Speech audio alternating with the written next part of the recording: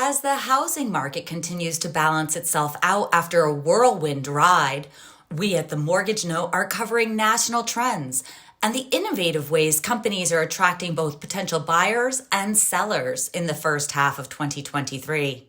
My name is Kimberley Haas, and I will be the host of this podcast. We want to share what we are seeing in the hopes that you will participate in future episodes, offering your perspectives and insights. You can feel free to email me anytime at info@themortgagenote.org.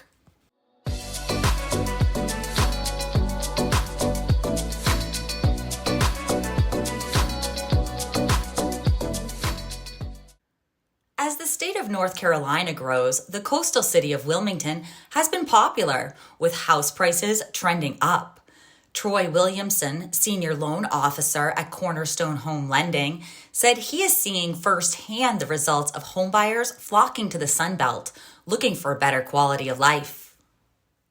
So tell me, what are you seeing in North Carolina? I mean, you've been there your entire life, growing up on the Outer Banks, and then now where you are in Wilmington. I know there's probably been a lot of changes that you've noticed since you started in the industry in 2005. What are some of the highlights? I mean, we live, in a coastal area, being that we have, University of North Carolina, Wilmington. We have a great, technical community college here in Cape Fear Community College. We have the historic downtown. We've got so many beaches nearby. We're in close proximity to Myrtle Beach, Raleigh, Charlotte. I think because of all the things that Wilmington has to offer, it is a highly sought after area. And so the number one thing that we've seen here is just continued growth, especially over the course of the last couple of years. Because let's face it, when a lot of people started going to remote work, if you live in Kansas, but you really love the beach, what's going to keep you in Kansas? Why would you not move to Wilmington? So there's been a massive, there's always been an influx of people moving to this area, but especially over the course of the last 2 to 3 years, it's been a massive influx of people. And I think that would go for the majority of the southeastern United States. Florida. My in-laws have a house in Florida, and we spend a lot of time there. Florida's booming. South Carolina, Georgia, Tennessee.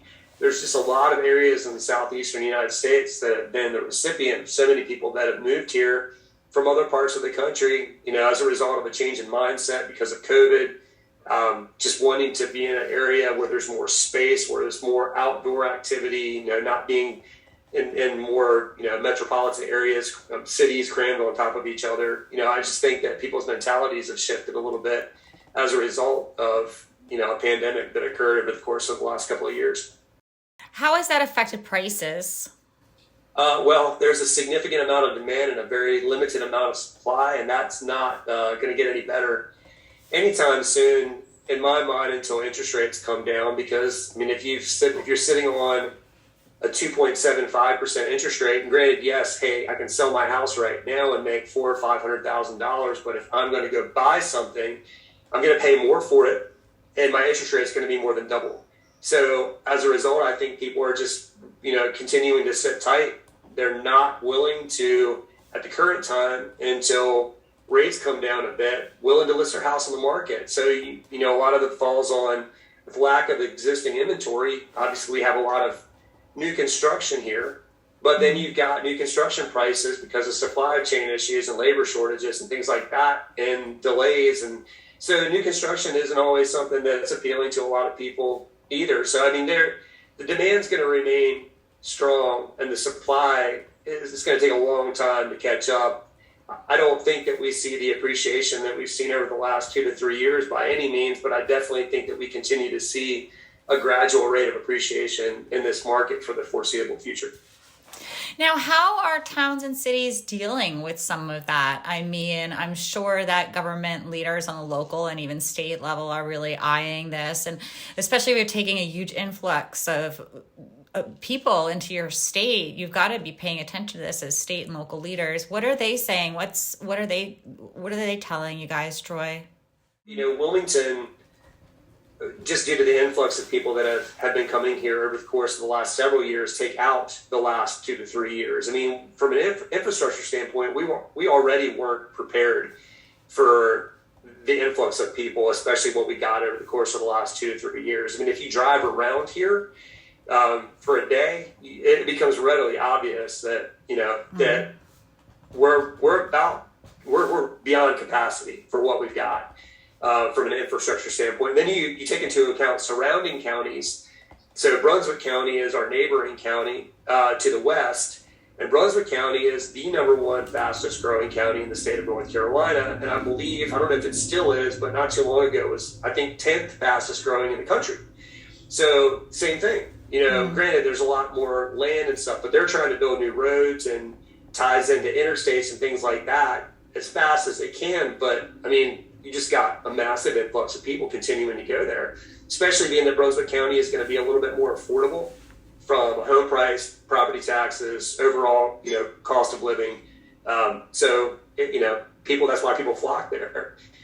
As far as, I know, community leaders, I mean, obviously one of the big things that is talked about is affordable housing, because you created somewhat of a, not you, I mean, like here locally we have it, but I mean, the market itself has created somewhat of an affordability crisis, because if you're trying to buy in Wilmington, and again, with the high amount of demand, and there's people moving here from California, Montana, Idaho, New York, New Jersey, and they're moving here with money. And when they're coming in with large down payments or cash, and you got a first-time home buyer who's very well qualified, that has a good income, and maybe has 10% to put down, they're still not going to be able to compete with a cash buyer or someone that's putting down several $100,000. Seller's going to look at that and be like, less risk, I'm taking that offer.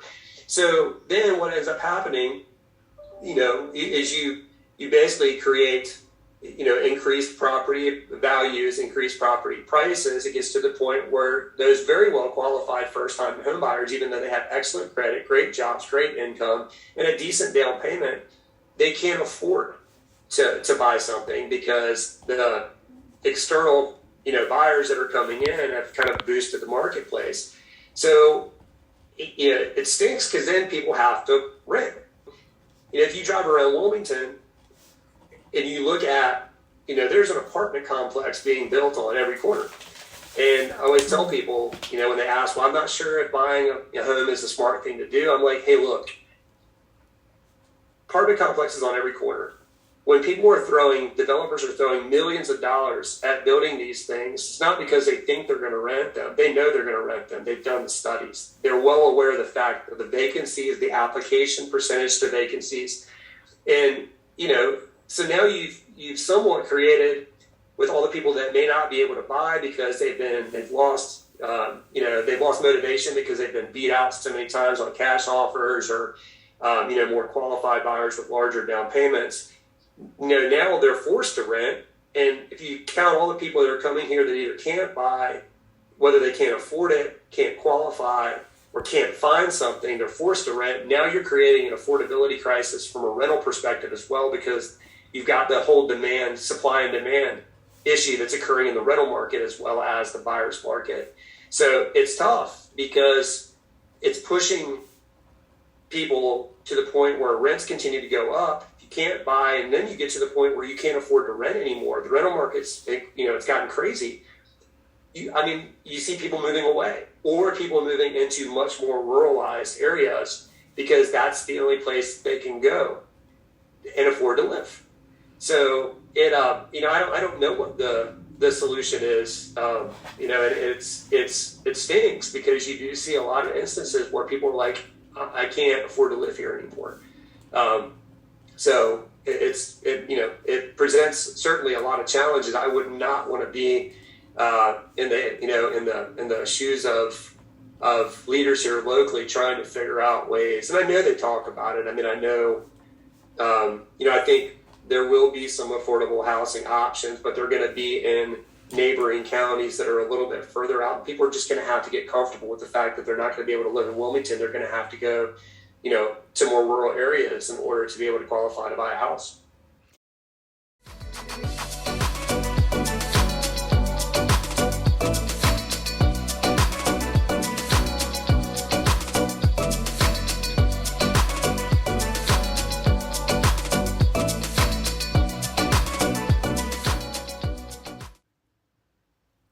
Getting people onto the path of home ownership isn't easy in a market where inventory is low and interest rates are high.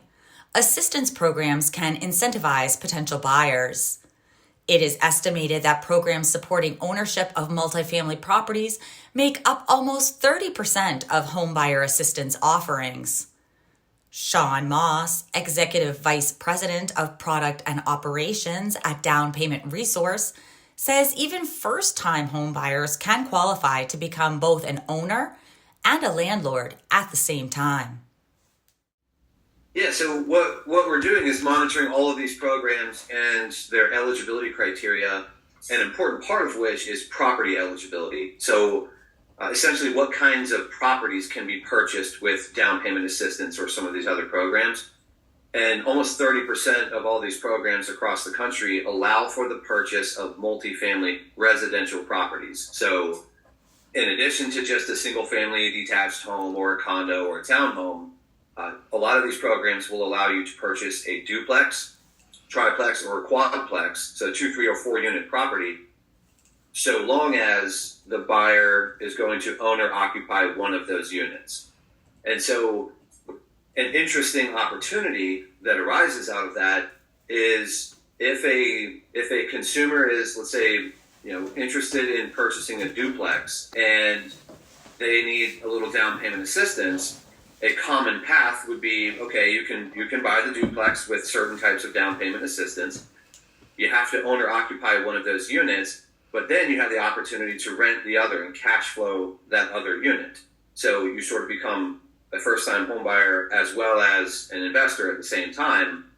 Now that's going to require, in almost all cases, that the buyer complete a home buyer education class. And typically, if they're buying a multifamily residential property, they're also likely to have to go through some sort of landlord training or something, so they understand that part of home ownership as an investment. Those are the kinds of additional inventory solutions that we're trying to uncover. Inventory is strapped in just about every market across the country right now.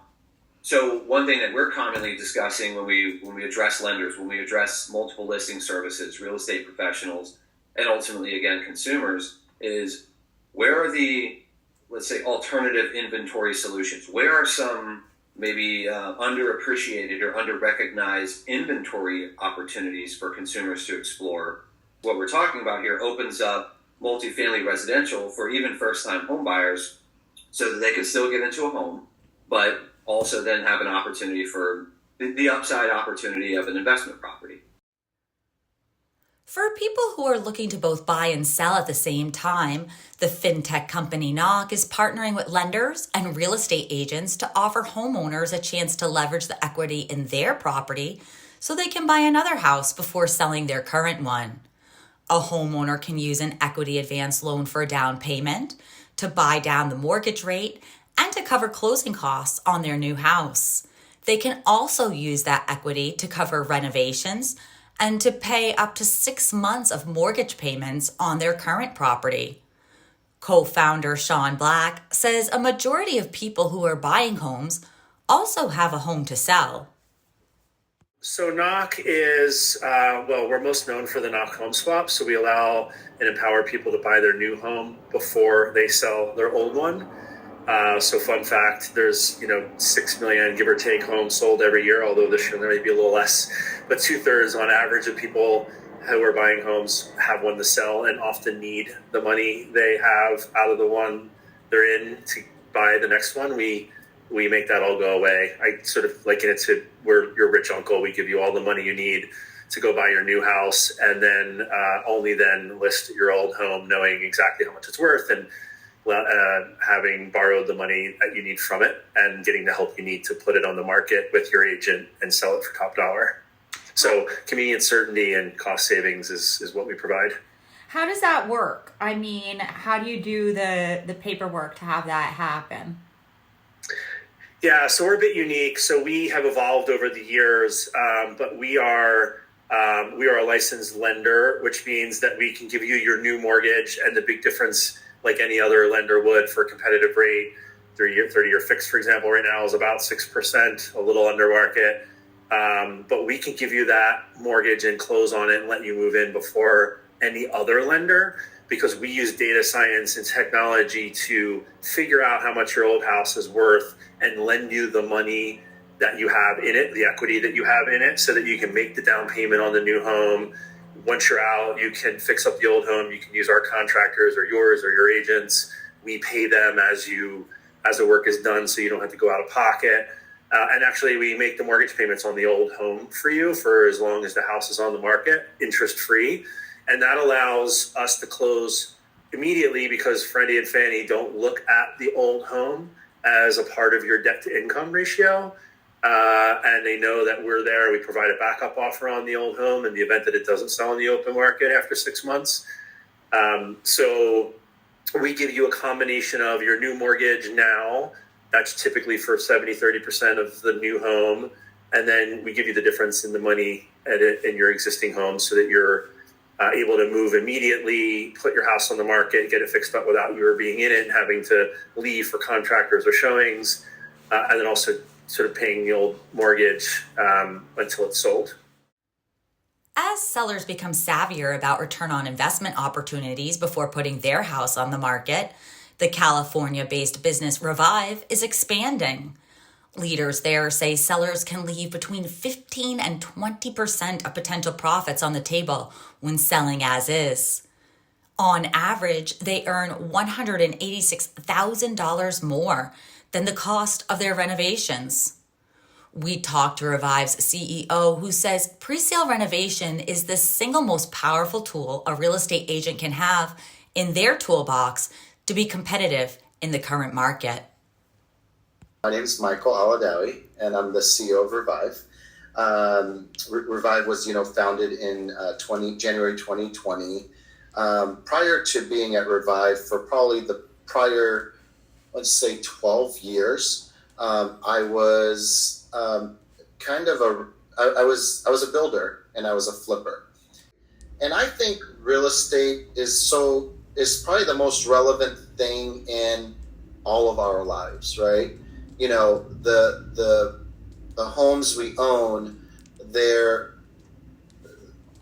real estate, our homes is probably the single biggest way for us to build wealth and pass wealth down to, future generations. So real estate and people's assets are really important, and the truth of the matter is people leave a lot of money on the table when they sell their homes because, they're not up to what today's buyers want.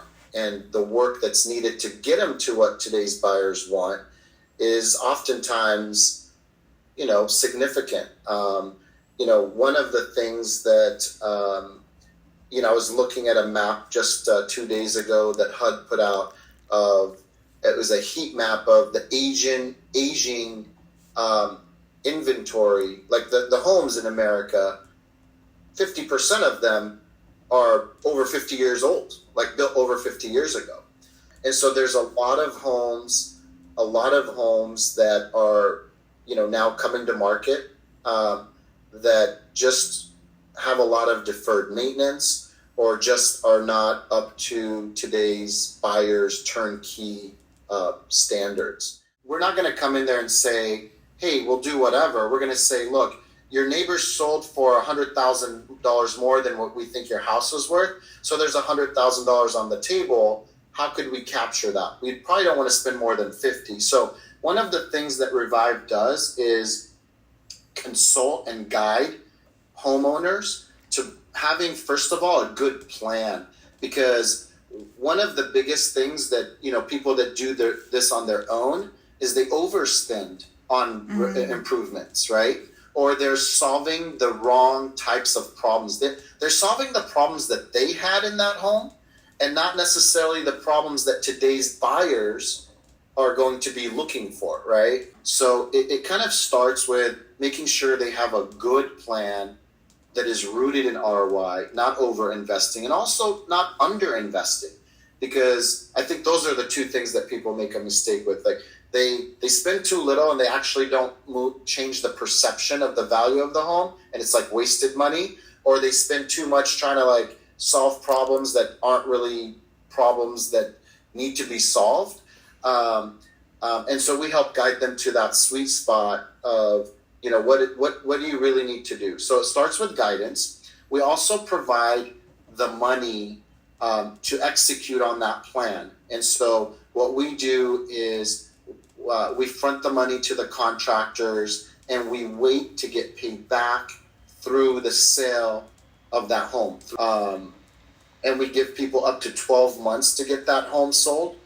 So that's really amazing. And it's a service that is that comes, it's not a loan, so there's no interest or fees associated with it. This type of service is now a standard for consumers, right? The ability for a realtor to offer a turnkey solution that includes the money and helps their clients maximize the value of their homes, or helps their clients bring their homes to market, position to garner top dollar, is a standard now. 5 years ago, if you had a house that was completely in disarray or disrepair, and it needed $100,000 to get it fixed up, and you didn't have it, and you weren't comfortable working with contractors, it just wasn't going to get done. And now this is a service that is it is become an industry standard. And if you're a realtor that is not offering this as a solution, then you're probably going to get, you're at a disadvantage. Right?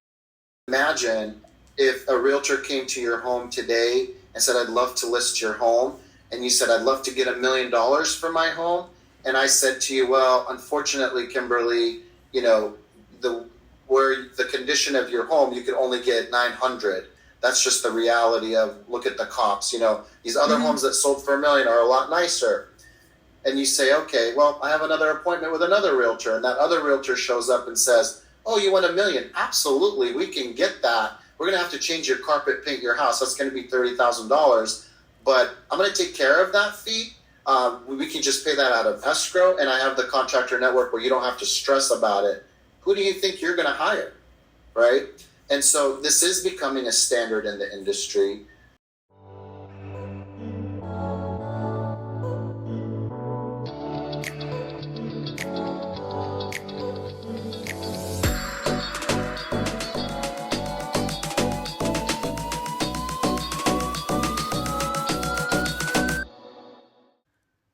We look forward to seeing what the spring season brings us.